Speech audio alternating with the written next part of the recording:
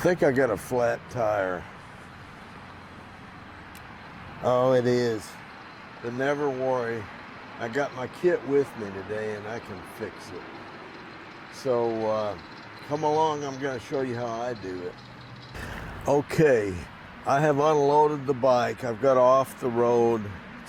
It's a good, safe place.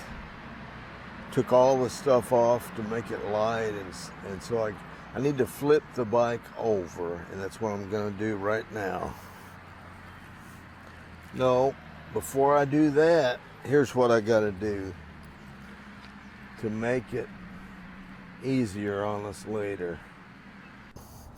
What I should have done first was take this little brake loose. It makes the tire go on and off easy. You just pull that like that, flip that down, and then your brakes are loose away from the tire. Okay, the next step is to get this wheel off the bicycle. And these are quick release levers. You just release it like that, and then you unscrew it a few turns. And then I don't think this one's going to come easy, but we'll get it.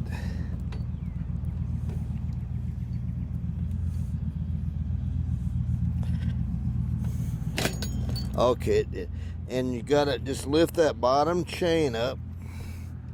Uh-oh, there we go. Now, it'll lift right off of there. Right out we go. Now we'll lay it on the ground and go to work on it.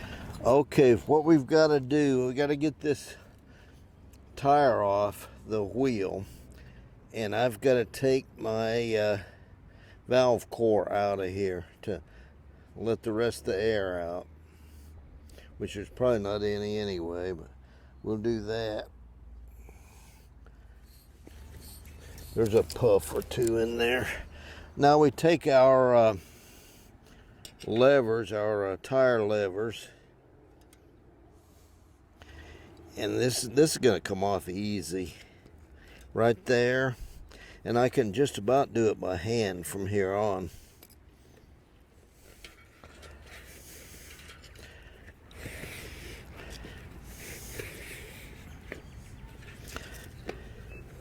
Okay, take the tube out. I have a spare tube, and that's the route we're going to go today. I'm not going to take the time to patch it here in the field, although I could demonstrate a patch for you, but right now we're going to change the tube to get back on the road. But before I do that, what I need to do is carefully rub my fingers around the inner surface of the tire. A lot of times there could be a shard of glass or a little metal wire off the radial tire, something like that. But you got to be really careful because you could cut your finger. So I'm going to make a round. I'll start here at the valve hole.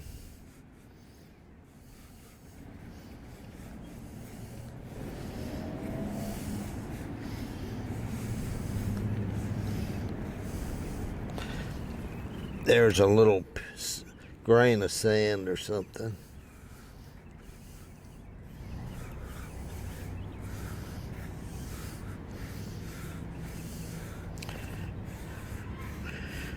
We're clean. Whatever punctured that tire could have jabbed in and pulled back out. A lot of times it'll stick in there, but not this time.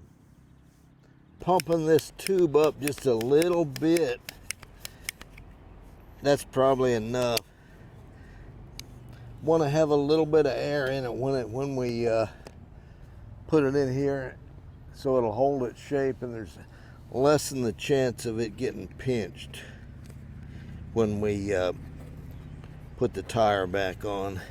What you want to do is put this valve stem right in there, work the tube in all the way around.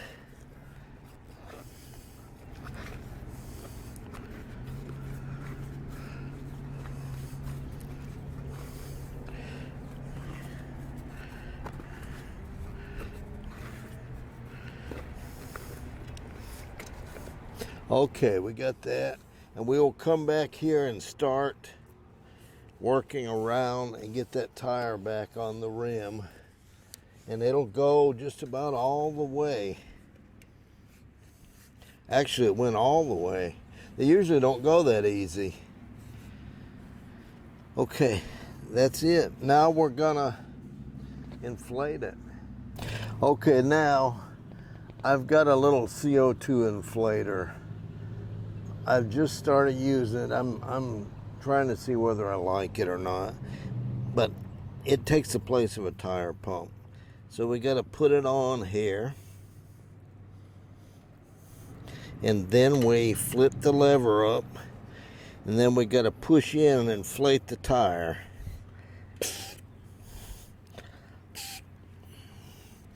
Okay, before we get too much in, we want to make sure it's seated properly all the way around. It is. It looks good. It feels like it could use a little more air. I'm going to put a little more in, then I'm going to check the pressure.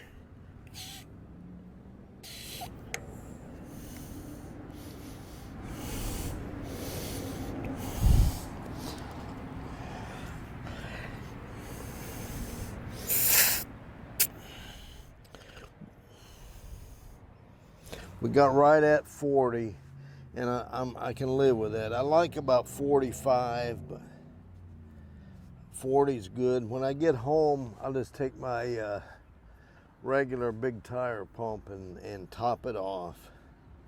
This is good. There we are. We're ready to go back on with that. Okay, we're ready to mount the tire back onto the bike. Right here, you just pick this chain up. The sprocket is going to go right in here when it's all said and done, hopefully. On that last sprocket, that's where you want to take it off if you can, that smallest sprocket.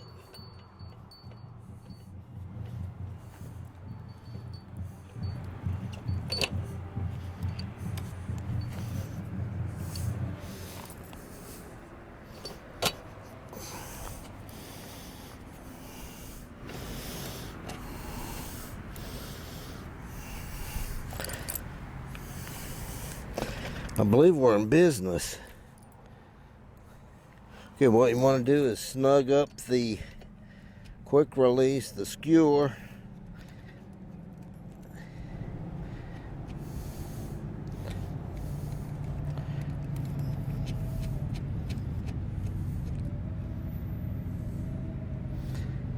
Okay, got to loosen it a little bit so this will be able to tighten her down.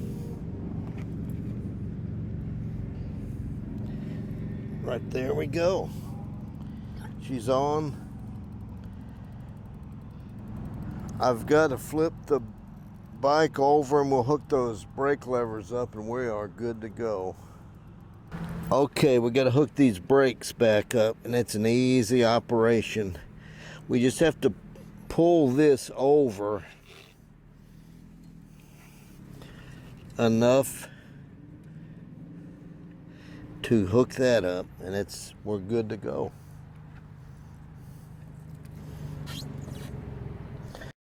Okay, got it fixed, and I'm ready to go on the road. I'm just going to take it for a little test. I'll see you later.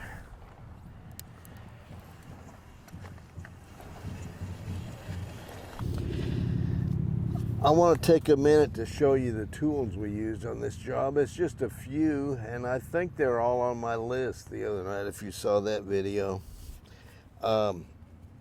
Here is the CO2 inflator. Actually, I bought this at Walmart the other day. I'd never used them before, and I think I'm going to like it. The canisters are a little bit pricey, but you won't use that many.